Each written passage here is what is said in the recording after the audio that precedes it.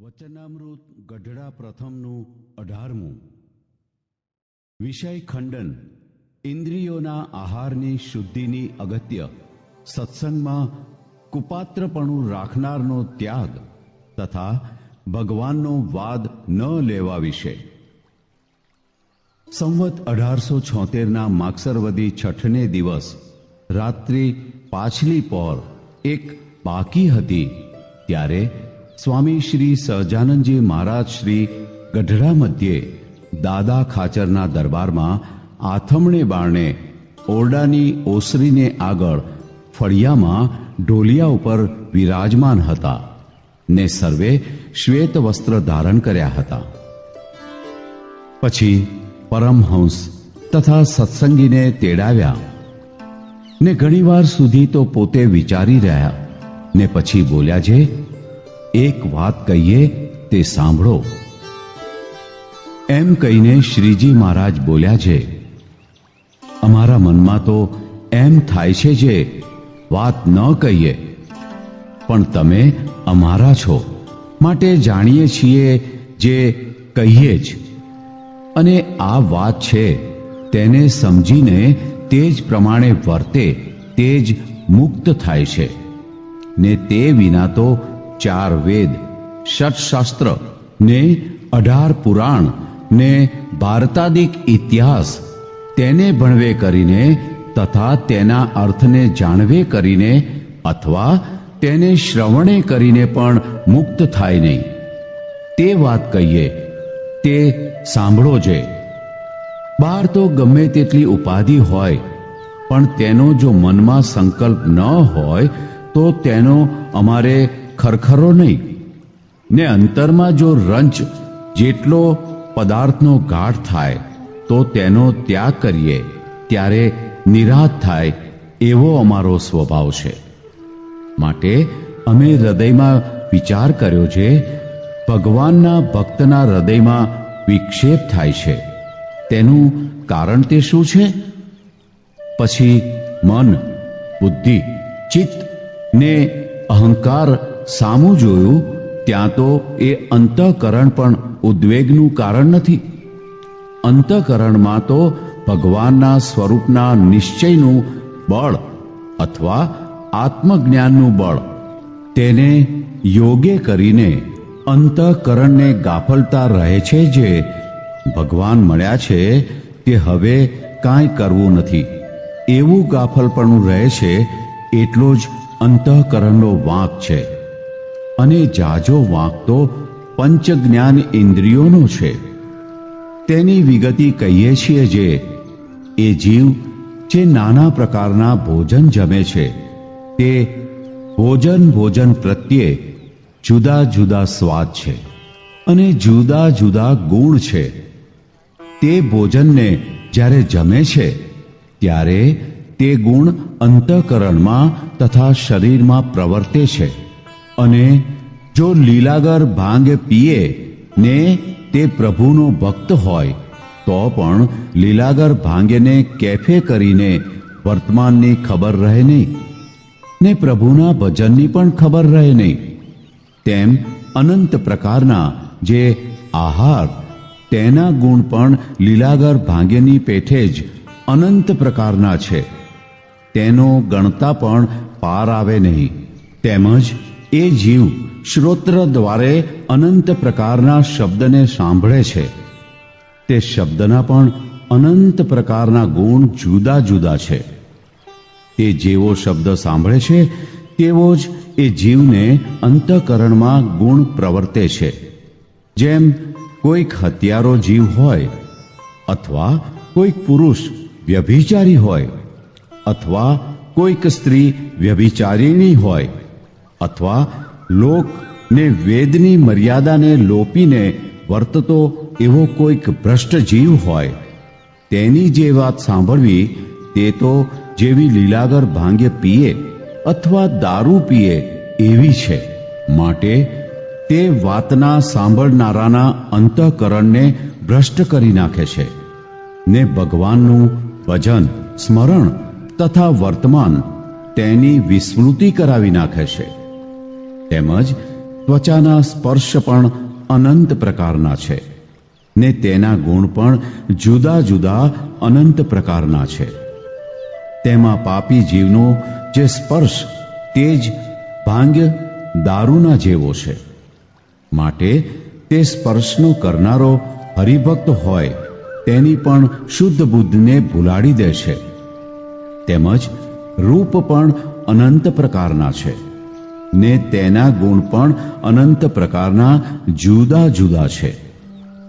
તે કોઈક ભ્રષ્ટ જીવ હોય ને જો તેનું દર્શન થયું હોય તો જેમ લીલાગર ભાંગ્ય તથા દારૂ પીધે ભૂંડું થાય તેમજ તે પાપીના દર્શનના કરનારાનું પણ ભૂંડું જ થાય ને બુદ્ધિ ભ્રષ્ટ થઈ જાય છે.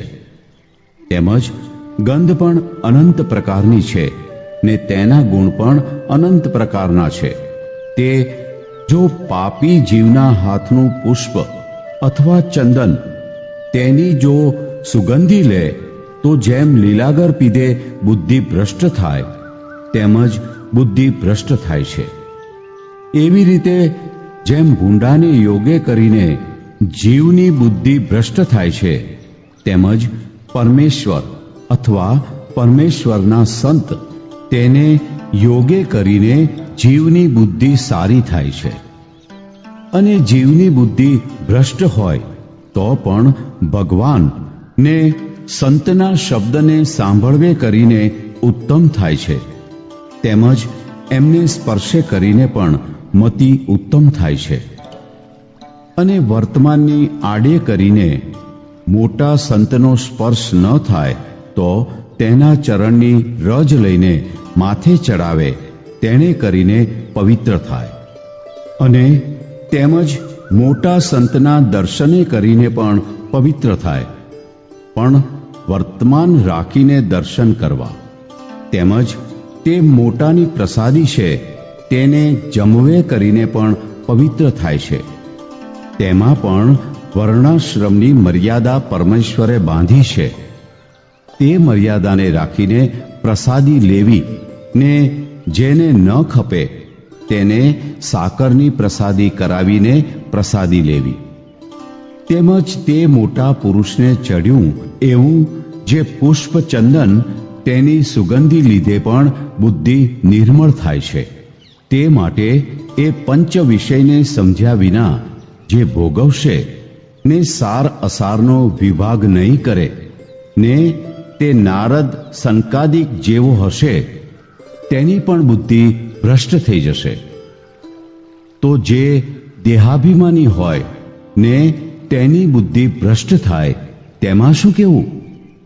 તે સારું એ પંચે ઇન્દ્રિયોને યોગ્ય અયોગ્ય વિચાર્યા વિના જે મોકળી મેલશે તેનું અંતઃકરણ ભ્રષ્ટ થઈ જશે. અને પંચ ઇન્દ્રિયો દ્વારે જીવ જે આહાર કરે છે તે આહાર જો શુદ્ધ કરશે તો અંતઃકરણ શુદ્ધ થશે. અને અંતઃકરણ શુદ્ધ થશે તો અખંડ ભગવાનની સ્મૃતિ રહેશે. અને જો પંચે ઇન્દ્રિયોના આહારમાંથી એકે ઇન્દ્રિયોનો આહાર મલિન થાય છે તો અંતઃકરણ પણ મલિન થઈ જાય છે. માટે ભગવાનના ભક્તને ભગવાનના ભજન્ય વિશે જે કાંઈ વિક્ષેપ થઈ આવે છે તેનું કારણ તે પંચ ઇન્દ્રિયોના વિષય જ છે, પણ અંતઃકરણ નથી. ને આ જીવ છે તે જેવી સોબત કરે છે તેવું એનું અંતઃકરણ થાય છે.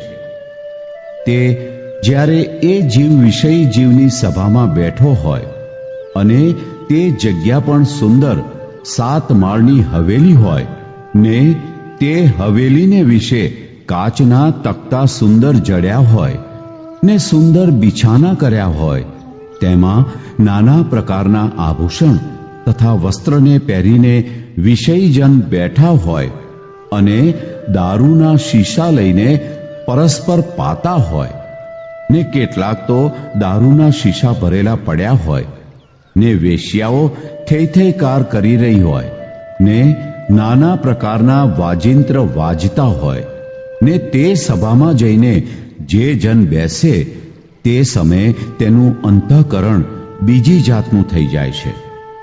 અને તૃણની ઝૂંપડી હોય ને તેમાં ફાટેલ ગોદડીવાળા પરમહંસની સભા બેઠી હોય ને ધર્મ, જ્ઞાન, વૈરાગ્ય, ભક્તિ સહ વર્તમાન ભગવત વાર્તા થતી હોય તે સભામાં જઈને જે જન બેસે ત્યારે તે સમયે તેનું અંતઃકરણ બીજી રીતનું થાય છે. માટે સત્સંગને ને કુસંગને યોગે કરીને જેવું અંતઃકરણ થાય છે તેને જો વિચારીને જુએ તો જાણ્યામાં આવે છે, અને ગબરગણને તો કાંઈ ખબર પડતી નથી. માટે આ વાર્તા છે તે છેક મૂર્ખપણે પશુને પાડે વર્તતો હોય તેને તો ન સમજાય, અને જે કંઈક વિવેકી હોય ને કંઈક ભગવાનનો આશ્રિત હોય તેને તો આ વાર્તા તુરત સમજ્યામાં આવે છે. માટે પરમહંસ તથા સાંખ્ય યોગી હરિજન તથા કર્મયોગી હરિજન એ સર્વેને કુપાત્ર માણસની સંગત કરવી નહીં.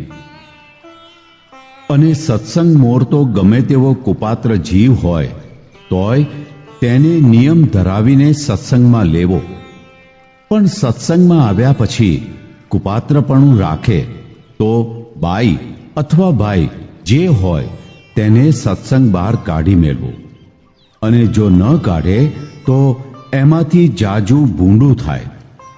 જેમ જે આંગળીને સર્પે કરડી હોય અથવા કીડિયારાનો રોગ થયો હોય ને તેટલું અંગ જો તુરત કાપી નાખે તો પંડે કુશળ રહે, ને તેનો લોભ કરે તો જાજો બિગાડ થાય. તેમ જે કુપાત્ર જીવ જણાય તેનો તત્કાળ ત્યાગ કરજો. અને આ જે અમારું વચન છે તે ભલા થઈને સર્વે જરૂર રાખજો, તો જાણીએ તમે અમારી સર્વે સેવા કરી, અને અમે પણ તમને સર્વેને આશીર્વાદ દેશું ને તમો ઉપર ઘણા પ્રસન્ન થાશું. કાજે તમે અમારો દાખલો સુફળ કર્યો, અને ભગવાનનું ધામ છે ત્યાં આપણ સર્વે ભેળા રહેશું. અને જો એમ નહીં રહો તો તમારે ને અમારે ઘણું છેટું થઈ જશે, અને ભૂતનું કે બ્રહ્મ રાક્ષસનું દેહ આવશે ને હેરાન થશો. અને જે કાંઈ ભગવાનની ભક્તિ કરી હશે તેનું ફળ તો રજળતા રજળતા કોઈ કાળે પ્રગટ થશે. ત્યારે પણ અમે વાત કરી તે પ્રમાણે રહેશો, ત્યાર પછી મુક્ત થઈને ભગવાનના ધામમાં જાશો. અને જો કોઈ અમારો વાદ લેશે તો તેનું તો જરૂર ભૂંડું થશે, કાજે અમારા હૃદયમાં તો નર નારાયણ પ્રગટ વિરાજે છે, અને હું તો અનાદિ મુક્ત જ છું, પણ કોઈને ઉપદેશે કરીને મુક્ત નથી થયો. અને મન, બુદ્ધિ, ચિત્ત ને અહંકાર તેને તો હું પકડી લઉં છું. જેમ સિંહ બકરાને પકડે છે તેની પેઠે એ અંતઃકરણને હું પકડું છું, અને બીજાને તો એ અંતઃકરણ દેખ્યામાં પણ આવતા નથી.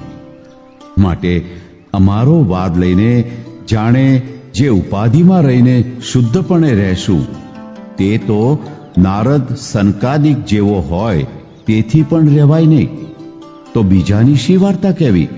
અને અનંત મુક્ત થઈ ગયા ને અનંત થાશે તેમાં ઉપાધિમાં રહીને નિર્લેપ રહે એવો કોઈએ થયો નથી ને થાશે પણ નહીં, અને હમણાં પણ કોઈએ નથી, અને કોટી કલ્પ સુધી સાધન કરીને પણ એવો થવાને કોઈ સમર્થ નથી. માટે અમે કહ્યું છે તે પ્રમાણે રહેશો તો રૂડું થશે.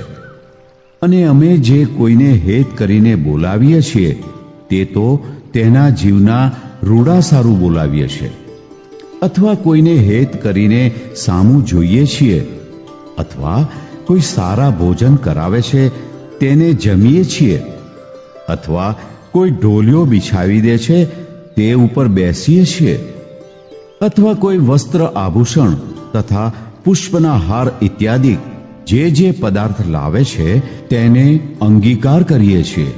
તે તો તેના જીવના રૂડા વાસ્તે અંગીકાર કરીએ છીએ, પણ અમારા સુખને વાસ્તે કરતા નથી.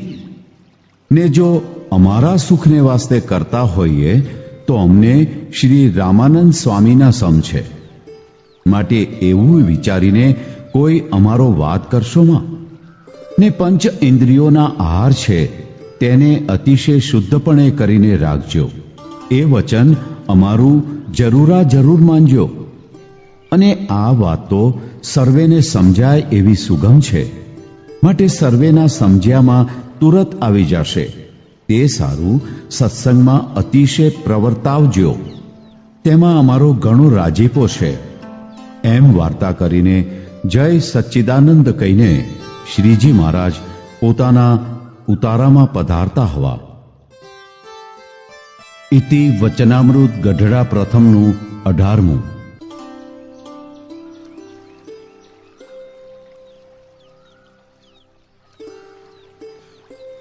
ગઢડા પ્રથમના 18મા વચનામૃતની રહસ્યાર્થ પ્રદીપિકા ટીકા. આમાં કૃપા વાક્ય એક છે, જેમાં પહેલી બાબતમાં ઇન્દ્રિયોના આહાર શુદ્ધ કરવાથી અંતઃકરણ શુદ્ધ થાય, ને અંતઃકરણ શુદ્ધ થાય તો અખંડ અમારી સ્મૃતિ રહે. બીજી બાબતમાં સત્પુરુષનો સંગ કરવો. ત્રીજી બાબતમાં કુપાત્રને સત્સંગ બહાર કાઢી મૂકવો.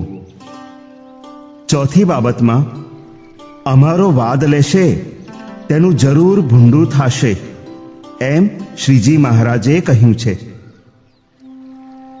પ્રશ્ન 1. ત્રીજી બાબતમાં જે આંગળીને સર્પે કરડી હોય અથવા કીડિયારાનો રોગ થયો હોય તે અંગ કાપી નાખે તો પંડે કુશળ રહે, એમ કહ્યું. તે અંગને ઠેકાણે શું જાણવું અને પંડને ઠેકાણે શું જાણવું? ઉત્તર 1. પંડ એટલે શરીર, તેને ઠેકાણે સત્સંગ સમુદાય જાણવો, અને સર્પે કરડેલ આંગળી તથા કીડિયારાના રોગવાળા અંગને ઠેકાણે કુપાત્ર માણસ જાણવો. એ કુપાત્ર માણસને સત્સંગ બહાર કાઢે તો સત્સંગ સમુદાય રૂપી પંડ કુશળ રહે. પ્રશ્ન 2. કુપાત્ર માણસને સત્સંગમાંથી કાઢી મૂકવાની આજ્ઞા કરી તે કોને માથે જાણવી? ઉત્તર 2. જેના ઘરમાં જે મુખીઓ હોય તે પોતાના ઘરના માણસોનો નિયંતા છે. તેને પોતાના ઘરના માણસોને ધર્મમાં વર્તાવવા ને પોતાને ધર્મમાં વર્તવું તે આજ્ઞા છે. અને ગામના હરિજનોને ધર્મમાં વર્તાવવા તે ગામમાં મુખિયા હરિજન ધર્મવાળા હોય તેમને માથે છે. ને સર્વે હરિજનોએ પણ મોટેરા હરિજનનું માનીને ધર્મમાં વર્તવું. અને જે હરિજન ધર્મમાં ન વર્તે તેને ધર્મનિષ્ઠ મોટેરા હરિજનોએ સત્સંગ બહાર કરવો. અને સાધુના મંડળમાં જે મુખીઓ સાધુ હોય તેણે પોતાના શિષ્યોને ધર્મમાં વર્તાવવા, અને જે ન વર્તે તેને સત્સંગ બહાર કાઢી મૂકવો. ને ગુરુ ધર્મમાં ન વર્તે તો શિષ્યોએ તેનો ત્યાગ કરવો. અને શિખરબંધ મંદિરોના નિયંતા ધર્મનિષ્ઠ મહંત મંદિરના અધિકારી છે તેણે ધર્મમાં વર્તવું. ને મંદિરના માણસોને ધર્મમાં વર્તાવવા. ને ન વર્તે તેને સત્સંગ બહાર કાઢી મૂકવો. અને આચાર્ય તથા સાધુઓ તથા સત્સંગીઓએ મળીને જે ધર્મનિષ્ઠ હોય તેને મંદિરનો અધિકાર સોંપવો. અને અધિકારીની વર્તણૂક શ્રીજી મહારાજની આજ્ઞા વિરુદ્ધ જણાય તો તેને પણ અધિકારથી દૂર કરવો. અને આચાર્ય પદ આપવું તે પણ આચાર્ય તથા સાધુઓ તથા સત્સંગીઓએ મળીને આચાર્યના પુત્રમાંથી અથવા ધર્મકુળમાંથી ધર્મવાળા હોય ને ધર્મ પાળી પળાવી શકે એવા હોય તેને શ્રીજી મહારાજે 2 ગાદીઓ નિર્માણ કરેલી છે. તે ગાદી ઉપર આચાર્ય નિમવાનું શ્રીજી મહારાજે લેખમાં કહ્યું છે. અને આચાર્યના દીકરા હોય તેમાં ગાદીને લાયક ન હોય તો ધર્મકુળમાંથી જે લાયક હોય તેને આચાર્ય, સાધુ તથા સત્સંગીઓએ મળીને આચાર્ય પદ આપવું. તે અમદાવાદના 3જા વચનામૃતમાં સાધુ અને સત્સંગીઓને ભલામણ કરી છે. જે આચાર્યને કોઈક એક જણના કહેવાથી કોઈ કામ કરવા દેવું નહીં, તેમાં શ્રીજી મહારાજનો ઘણો રાજીપો છે. અને જો કરવા દે તો ઘણું દુઃખ આવે. અને આચાર્ય પણ ધર્મમાં વર્તવું અને ત્યાગી ગૃહી સર્વેને ધર્મમાં વર્તાવવા. ને જે ધર્મમાં ન વર્તે તેને સત્સંગમાંથી દૂર કરવો. અને આચાર્ય તથા ત્યાગી તથા ગૃહસ્થ સત્સંગી બાઈ ભાઈ તેમાં જે શ્રીજી મહારાજની આજ્ઞા વિરુદ્ધ વર્તે તેને શ્રીજી મહારાજની આજ્ઞામાં વર્તનારાઓએ ન માનવા. આ અમારે મુખે શ્રીજી મહારાજ બોલ્યા છે એમ જાણજો. પ્રશ્ન 3. ભૂતનો કે બ્રહ્મ રાક્ષસનો દેહ આવશે એમ કહ્યું, તે સડેલ અંગવાળાને કહ્યું કે કેને કહ્યું તે સમજાતું નથી, માટે કૃપા કરીને સમજાવો. ઉત્તર 3. કુપાત્ર માણસને સત્સંગ બહાર ન કાઢે એવા ઉપર કહ્યા તે સર્વ અધિકારીઓને ભૂતનો કે બ્રહ્મ રાક્ષસનો દેહ આવશે એ દંડ દીધો છે. અને એમણે જે ભક્તિ કરી હશે તેનું ફળ રઝળતા રઝળતા મળશે.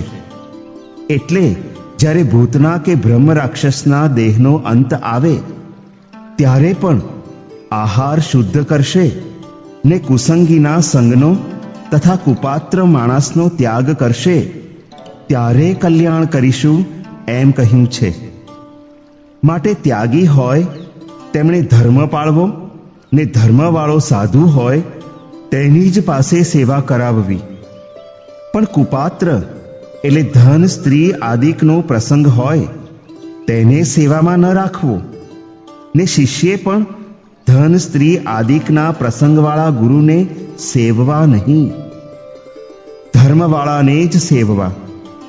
અને ગૃહસ્થ હોય તેમણે પણ વર્તમાન રહિત એવા કુપાત્ર માણસનો પ્રસંગ કોઈ પ્રકારે ન રાખવો. ને જે આચાર્ય હોય તેમણે તો સર્વથી વિશેષ ધર્મ પાળવો. અને જે કુપાત્ર છે તે તો જીવતા જ ભૂત ને બ્રહ્મ રાક્ષસ છે, ને જીવે છે તો પણ મરેલો છે. અને કદાપી સત્સંગમાં પડ્યો હોય તો પણ શબવત છે. તેને તો ભૂખ દુઃખ ને માર જ મળે, પણ કલ્યાણ ન થાય. પ્રશ્ન 4. ચોથી બાબતમાં શ્રીજી મહારાજે અમારા હૃદયમાં નર નારાયણ પ્રગટ વિરાજે છે અને હું અનાદિ મુક્ત છું એમ કહ્યું. અને મધ્યના 13મા વચનામૃતમાં તથા અમદાવાદના 7મા વચનામૃતમાં તથા જેતલપુરના 4થા અને 5મા વચનામૃતમાં અમે જ ભગવાન છીએ એમ કહ્યું છે. તે કેમ સમજવું? ઉત્તર 4. શ્રીજી મહારાજ જ્યારે મુક્ત ભાવે બોલ્યા હોય ત્યારે અમે ભગવાન છીએ એમ ન કહ્યું હોય, ને પોતે ભગવાનપણે બોલ્યા હોય ત્યારે અમે જ ભગવાન છીએ એમ કહ્યું હોય, પણ પોતે જ ભગવાન છે. અને અમે અનાદિ મુક્ત છીએ એમ કહ્યું. એ અનાદિ મુક્તના ભાવે બોલ્યા છે. અને અનાદિ મુક્ત છે તે પરમ એકાંતિક મુક્તથી અધિક છે, ને શ્રીજી મહારાજની મૂર્તિમાં સદાય રહે છે. પ્રશ્ન 5. શ્રીજી મહારાજે અનાદિ મુક્ત હું છું એમ પોતાને કહ્યું. અને પ્રથમના 32મા વચનામૃતમાં નારદ સનકાદિકને અનાદિ મુક્ત કહ્યા છે, અને તમે પણ પ્રથમના 5મા વચનામૃતના બીજા પ્રશ્નોત્તરમાં શ્રીજી મહારાજના મુક્તને અનાદિ કહ્યા છે, તે કેમ સમજવું? ઉત્તર 5. સ્વસિદ્ધ અનાદિ તો જેને કોઈનો ઉપદેશ ન હોય અને કોઈની ભક્તિ ન હોય ને જે કોઈને આધીન ન હોય તેને જ કહેવાય. માટે આવા અનાદિ તો શ્રીજી મહારાજ એક જ છે, અને જે શ્રીજી મહારાજની મૂર્તિને વિશે રહ્યા હોય તેને પણ અનાદિ કહેવાય.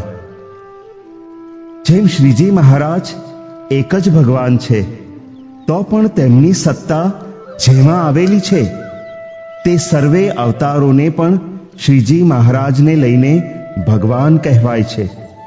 તેમ જેને શ્રીજી મહારાજની મૂર્તિને વિશે એકતા થાય તેને શ્રીજી મહારાજને લઈને અનાદિ કહેવાય.